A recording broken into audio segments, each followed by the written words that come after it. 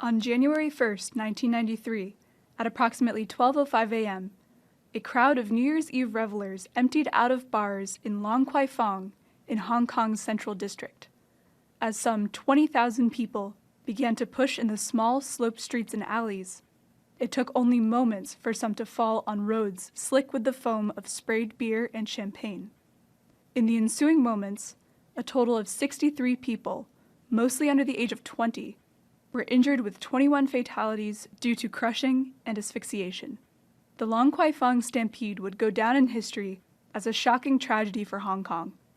In its wake, public health officials tried to make sense of the risk presented by the gathering and the factors that contributed to the behavior of the crowd.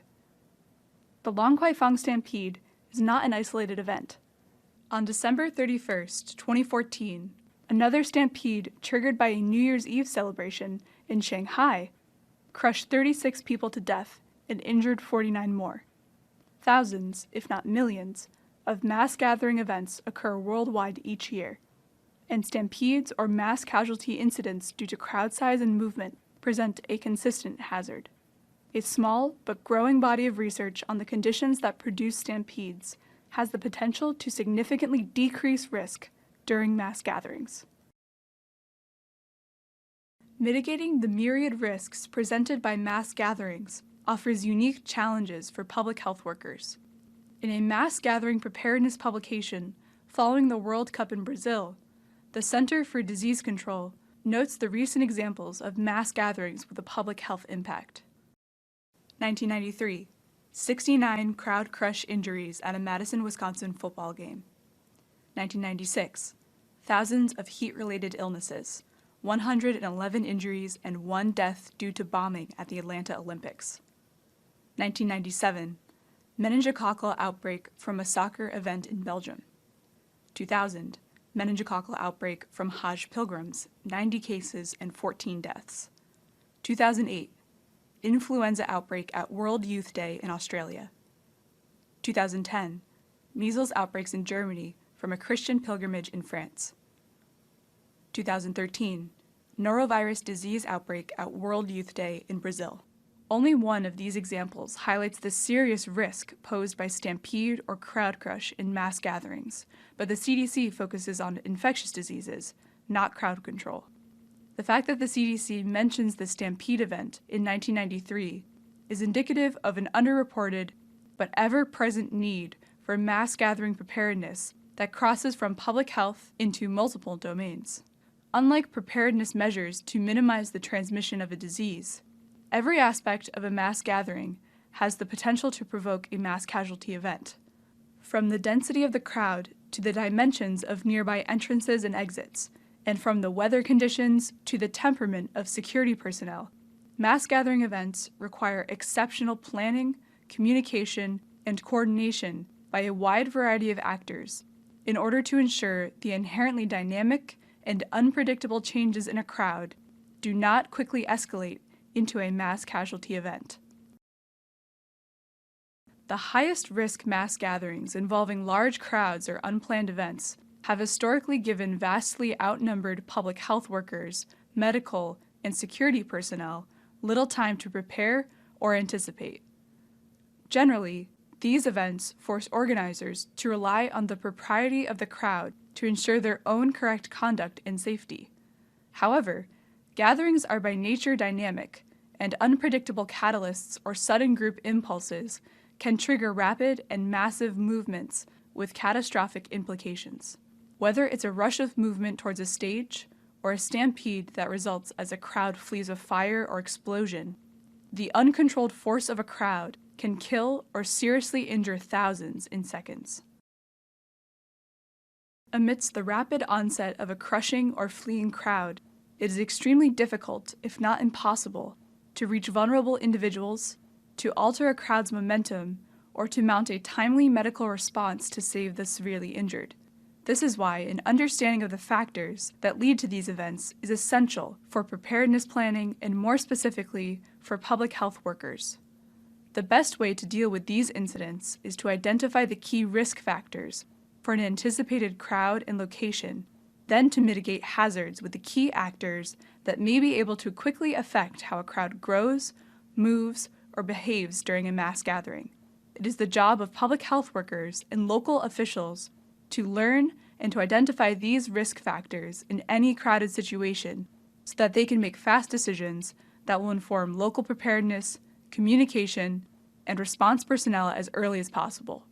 Preparedness activities and protocols are not limited to public health workers. Hospital staff and first responders anticipating mass gathering events have equal responsibility in institutionalizing the highest level of disaster preparedness before an event occurs. Without a clear communication and coordination strategy between the staff and first responders on site and the respective receiving hospitals, a sudden influx of critically injured patients has the potential to diminish quality of care and to encumber the response. In the years after the Long Kwai Fong stampede in Hong Kong, public health workers have taken a proactive approach in preparing for similar situations that may arise when mass gatherings occur. There are 4 important C's in disaster response: command, control, communication, and coordination. In Hong Kong, the hospital authority is the overall coordination of all the hospital responses. When there are multiple casualties in a mass gathering, the police and the fire department will transfer the patients or the casualties to the hospitals. They will also inform the hospital authority headquarters, who will then divert some casualties to some hospitals. We are usually talking about the golden hour. That means that we will try to transfer the victims to the nearest trauma center within first hours. Certainly, it is best that the frontline worker in the field can communicate with the hospital immediately. However, for actual situation, the frontline worker, like the ambulance man, will be too busy to have time to talk to the hospital. So we will have designated personnel to take up this work. We will have either the ambulance team to have the incident officer to do this coordination and communication work. And if we have the medical team on site, then the job will be taken up by either the medical doctor in the team or by the medical control officer, the MCO. The medical team on site will usually consist of the medical officer and the nurse and maybe some supporting workers. The team will be mainly responsible for patient triage in the field. For the medical control officer, the MCO, who will coordinate all the medical response at the field and who will also coordinate with the relevant parties like the police and the fire service department. This coordination is very important so that appropriate casualties will be transferred to appropriate hospital. For example, if for minor injuries, they will be transferred to lower level of trauma services. However, for those critically trauma patients, they will be transferred to level 3 trauma centers, such that the secondary diversion will be minimized and also patients will be given the appropriate level of care at the first time that they were transferred to that particular hospitals. Stampedes can take 2 forms that relate to the mentality of the crowd. These 2 forms of crowd movement can be characterized as escape panic and a craze, both of which quickly magnify throughout a crowd and produce similar casualties. Escape panic occurs from mass panic attempts to flee from a detected threat. For example, in 2005, a stampede and crush occurred on the Al Alamein Bridge in Iraq when rumors of a suicide bomber were circulated and thousands of religious pilgrims fled onto a bridge for safety with a closed gate on the far side. Over 900 people were killed in the ensuing crush, the majority from asphyxiation. In this case, the crowd met an unmovable barrier and had a sudden stop, but could not change the flow of individuals all moving in the same direction.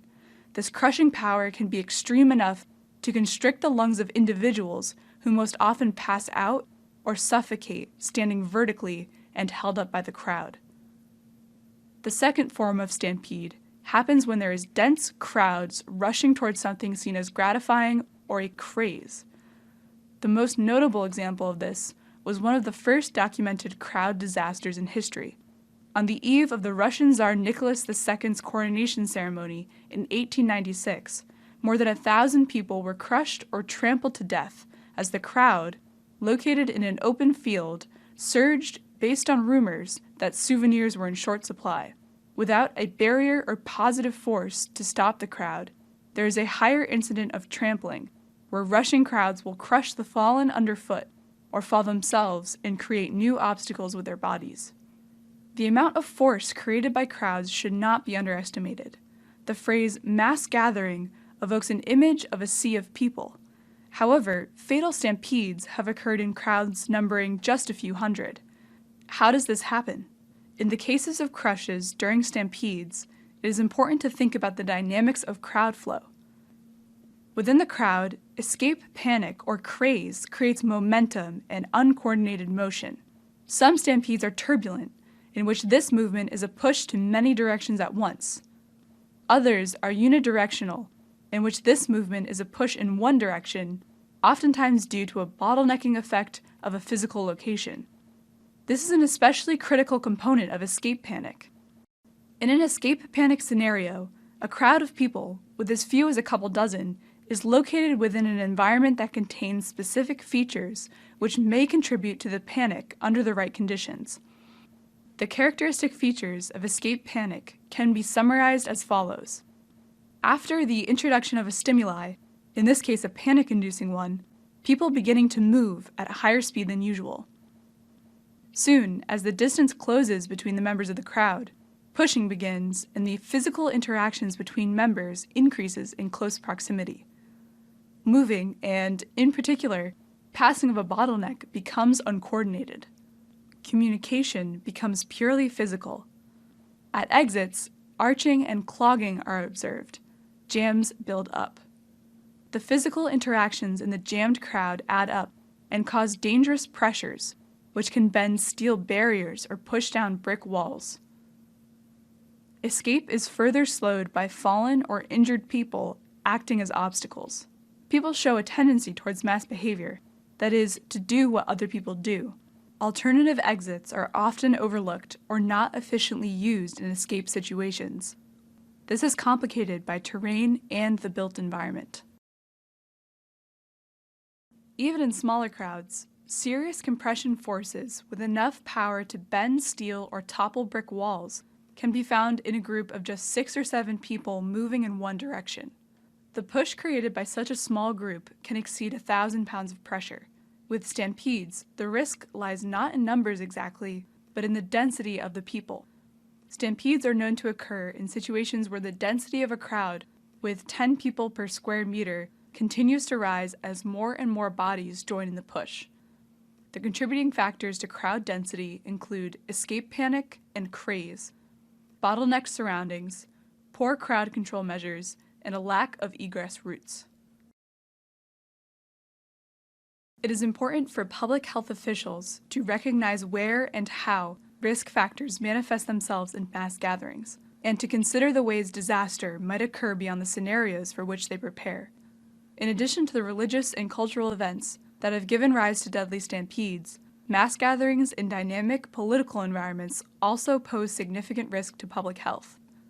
Political mass gatherings take the form of protests or demonstrations, and their political natures complicate the way public health officials prepare for a potential crisis. When protesters or demonstrators take to the streets, high crowd density may be a desired outcome, and the force of a crowd may be an asset in gaining or maintaining territory, even in direct conflict with a police deterrent strategy.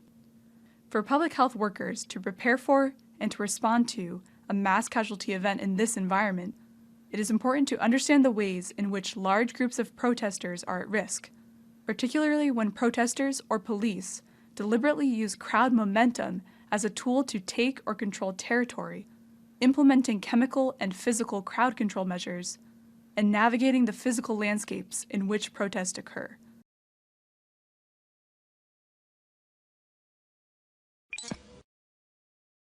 Hong Kong, an autonomous territory 1,958 kilometers south of Beijing on the South China Sea, has been site to some of the most high-profile protests in recent years.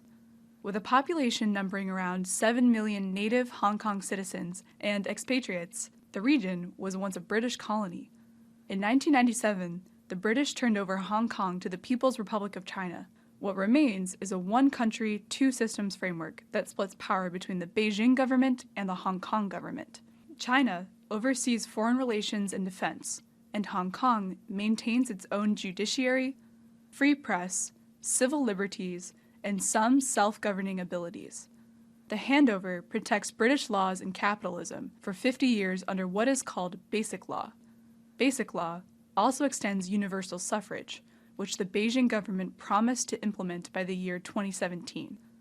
In August of 2014, Beijing passed a reform framework stating that universal suffrage would take the form of vetting 2 or 3 Hong Kong candidates who would, quote, love the country and allow only them to run for office. On September 22, 2014, Hong Kong students began occupying parts of the Chinese University of Hong Kong to protest the new law. On September 26th, the protest, led by professors and student leaders, was set up in front of the city government headquarters. The protest, or Occupy Hong Kong as it was known, was large-scale, involving not only students, but thousands of Hong Kong residents who were angered by the change to the promise of universal suffrage.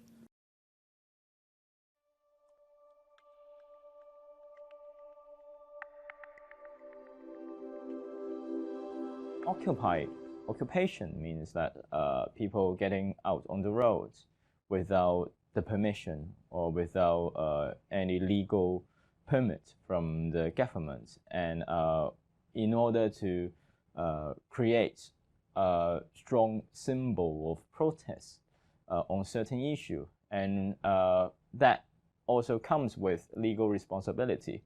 So we would call that civil disobedience. I'm Nathan Law Kun Chung, my full name, and I grew up in Hong Kong, and I'm now the legislator in Hong Kong and the youngest in history. And I am an activist and also, of course, a politician. I became involved in politics and social movement 2 years ago when I was a student leader in Umbrella Movement or Umbrella Revolution. And after that, I've been heavily involved in social affairs and politics, and I hope that I could make Hong Kong people a better life by changing the political system into a more democratic one. We have serious socio-economic problems. We have the most serious wealth gap in advanced countries. We have the most unaffordable housing prices, even higher than in London and in New York. We have very, very low social mobility. A lot of people coming out to demand for a democratic system because there are lots of socio-economic problems caused by an unfair political system. People cannot select those who rule Hong Kong, so they cannot change the situation by their votes. Occupy Central, another group with similar aims, began 2 days later on September 28th. Students and other Hong Kong residents occupied the following areas. Initial arrests of students and student leaders brought more and more people to the streets. Organizers reported that close to 80,000 people were in the street at one point, and the city's financial center was brought to a standstill. In the urban centers of Hong Kong, protesters were packed on streets between buildings, on stairways and connecting walkways, and on main roads between skyscrapers, halting traffic and tarnishing the cosmopolitan city's status as an international financial center. At the peak, there were around 200,000 of people in the same time on the street, and you just see a massive group of people. And for you, if you stand on the stage, then you couldn't see the end of the people lining up down the stage and waiting for you to speak or waiting for you to explain the following actions or plans. Normally, in the front line, you will see like 3 to 5 layers of people pushing. If they were to have really want to break through the barriers of the police to to penetrate the lines of the police to get on the roads, there will be conflicts. Sometimes when we think that the movement or the site is getting to a direction that might become a riot or more violence, we will say that the people who are willing to listen to us, please retreat first. Crowd control in a mass gathering scenario is ideally a function of the police presence and organizers' planning before an event. In an emergency situation, most crowds will look to police or officials in clear leadership roles to direct them when communication is difficult and information is in short supply. Hong Kong's emergency response planning utilizes police and emergency workers on the ground to guide individuals away from harm or toward emergency medical services. Though this approach might be effective under many circumstances, what happens when the crowd is actually organized in direct opposition to the police?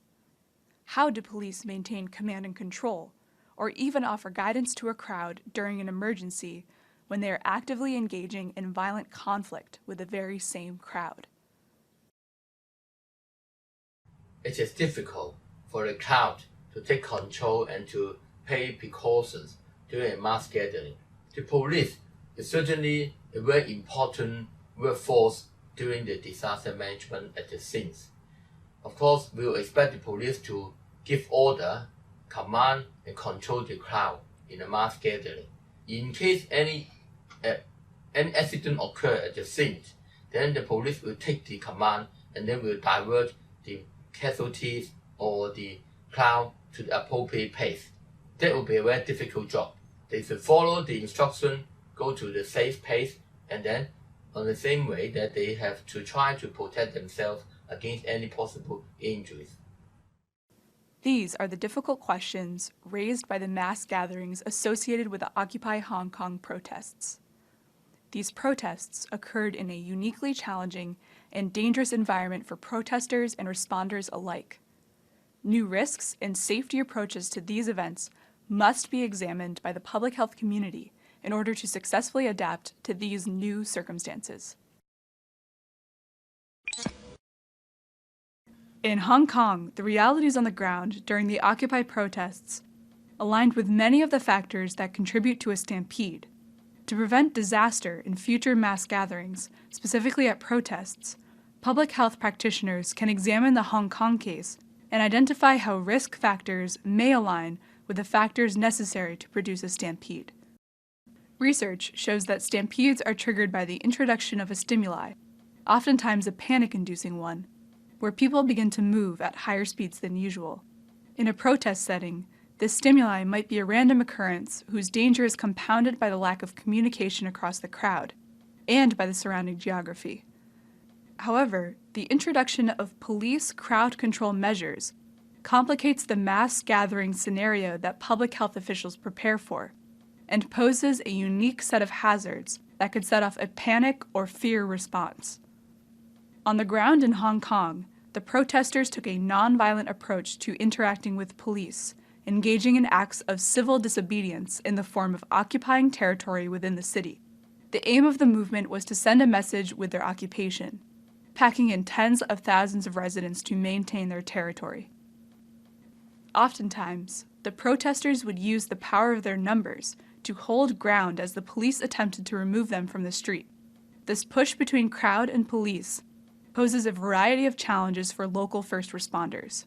In addition to the physical push that helped both parties claim territory, the police in Hong Kong used chemical compounds commonly used in policing, crowd control, and self-defense to gain territory back from the protesters and to deter their aims of occupation and disruption. In Hong Kong, the main occupied areas were Connaught Road near financial institutions and government complexes, Causeway Bay, and Mong Kok. After the protesters were officially warned near the government buildings, police repeatedly fired volleys of tear gas to rid the area of protesters, and baton-charged the crowd blocking an instrumental government district route. Mong Kok, a mainland shopping district, has one of the highest population densities in the world, with an average of 130,000 people per square kilometer. Mongkok protesters were packed shoulder to shoulder between buildings and barricades, with clear potential for dangerous crowd densities to spike. Not only did protesters face off with police, there were also reports that anti-occupation groups came to physically challenge the occupiers. Groups of anti-Occupy Central activists, including organized crime members and locals, attacked protesters, resulting in serious injuries. The other protest sites around the government complexes at Central and Admiralty metro stations also had conflicts with police and also featured densely packed crowds between buildings and on staircases. For the first day of the umbrella movement, they released 87 cans of tear gas in order to evacuate the people on the street. And for now, they're using pepper spray gun. Actually, there was fire pepper spray bullets, well, actually harming people and releasing those pepper sprays. So you can see there are a series of escalation about the use of pepper spray. And when they use it massively in the front line of a protest, they usually use it without any warning. If there were any conflicts with the policemen, they will use it. Well, they will use it just behind one or two lines of policemen, and they will shoot it wherever they like. A lot of people in the front lines, even though they wear masks and even though they wear goggles, they still get hurt. And for those who haven't wear it, well, their eyes and their mouths are the weakest point of that. I've personally experienced a very high concentration of pepper spray getting into your eye. You lose sight for around 30 minutes, I guess. I don't know the exact time, but you lose your sight because you just couldn't open your eye because that was so serious for that for that feeling. And you need to rinse it with a proper liquid. Sometimes even you don't have it, you could just use water, but that's not the best option. And we need emergency aid station for that emergency treatment because, well, that is not very professional to learn how to rinse your eye with appropriate liquid. But sometimes you need space and you need people for you to really block the other chaos. In the Occupy Hong Kong movement, the protesters numbered on the front lines were tightly packed to maintain territory. Protests occurred amidst densely packed buildings and with features like stairways, railings, elevated walkways, and police barricades. Protesters in these types of built environments were at risk of falling, blocking crowd movement in the event of a stimuli, with unclear egress routes and escape plans. The introduction of a chemical stimuli has the potential to trigger movement or a fear response within a crowd. In a protest, a movement to escape pain-inflicting crowd control measures can set off a reaction within the group that could result in a stampede. In the event of a sudden shift in crowd momentum, movement would not be easy in an escape panic scenario. Dangerous pressures created by individuals attempting to flee a scene would have enough force to kill or seriously injure members of the crowd. Research shows that in a crisis within a crowd, individuals tend to demonstrate mass behavior and to do what others do without thinking critically about egress routes or alternative options. This is proven to be especially difficult when an individual is stuck in a wave of movement and the event has not been well planned in terms of emergency strategies. Oftentimes, exits will be overlooked, and the built environment and terrain will complicate this further, as will the fallen and injured who will impede crowd movement. This underscores the importance of a reconsideration of crowd control methods and emergency planning for mass gatherings, especially when crowd-controlled methods consist of chemical agents and police rushes. A lot of human rights agencies in Hong Kong were reporting an excessive use of violence by the police because it was a complete peaceful and non-violent occupation, but the proportion is just not right. Even though there were no immediate deaths during the occupation, but I've heard a lot of cases of losing sight and lying in the hospital for months because of the violence they faced during the occupation. So I still believe that there were excessive use of police violence, and a lot of reports proving that one of the most violent scenes were the special force of the policemen, who usually use it to tackle with terrorists. They were well trained, and they were really keen on the orders given by their superiors. A lot of people bleeding on their head, even for those who get down, they stab them, they keep beating him. So there are lots of these brutal scenes, and these people need emergent aid. Sometimes the police will offer you a time slot for you to leave before they have the evacuation. To be very honest, a lot of the protesters, the aim of them are to occupy, to show their discontent and disagreement by having civil disobedience. So sometimes they just don't listen to that warning, and the police could actually use a better way to evacuate them. For example, I've experienced some more peaceful ways to do it, grabbing your arms or grabbing your whole body to get you out the circle, to get you out the road. They could do that, but sometimes they don't. Well, for now, most of the time they don't. They will surround you and offer you one way out.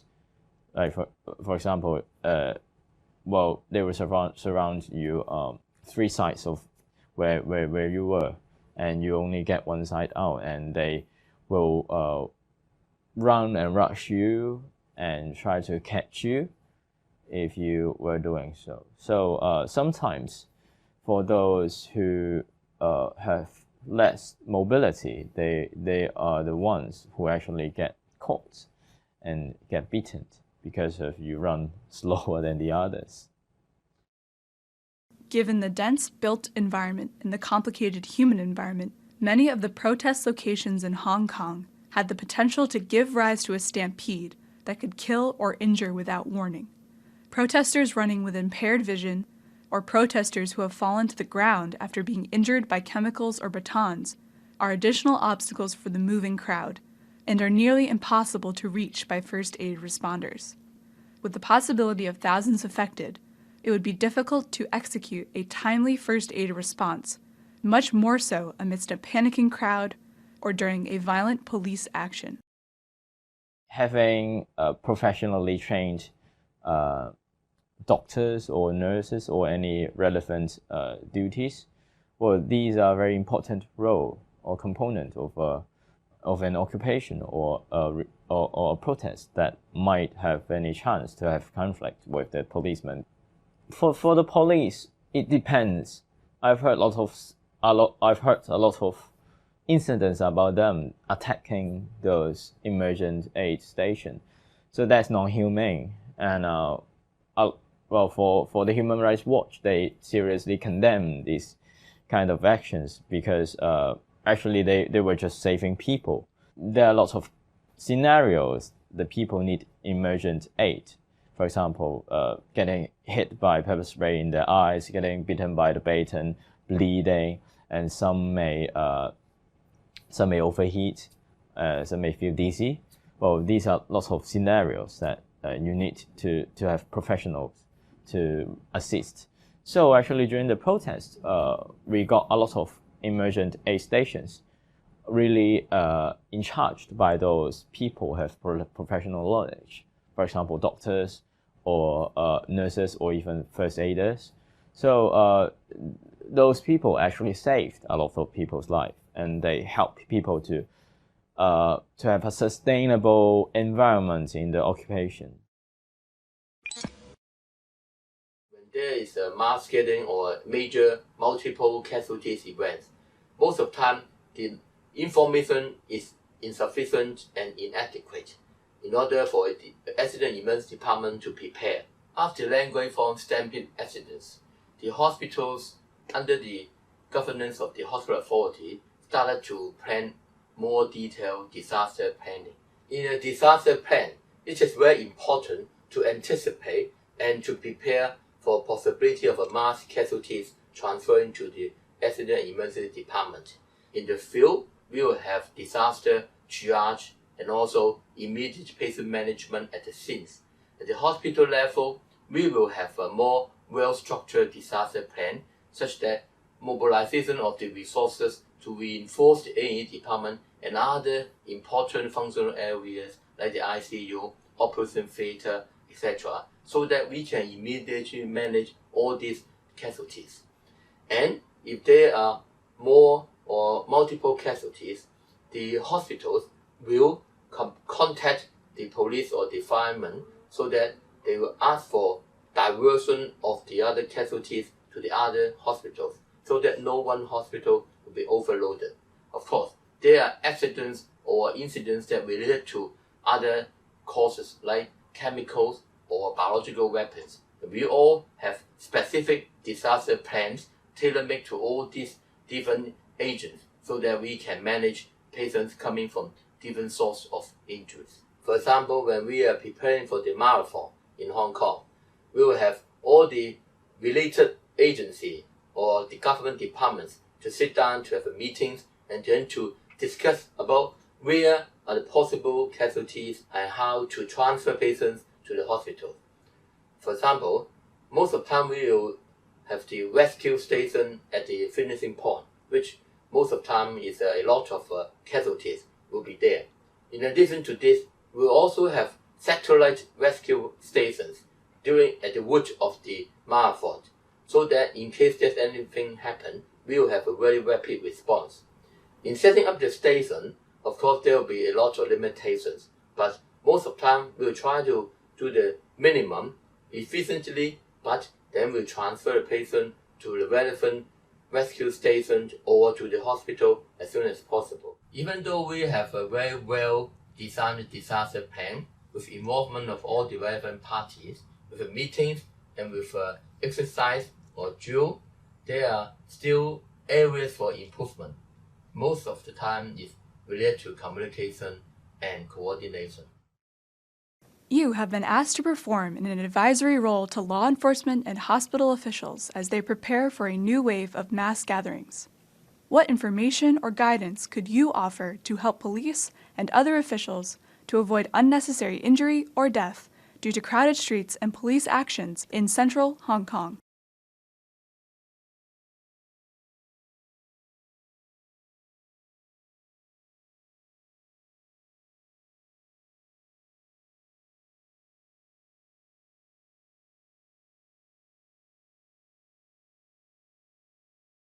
The resistance will getting more vigorous.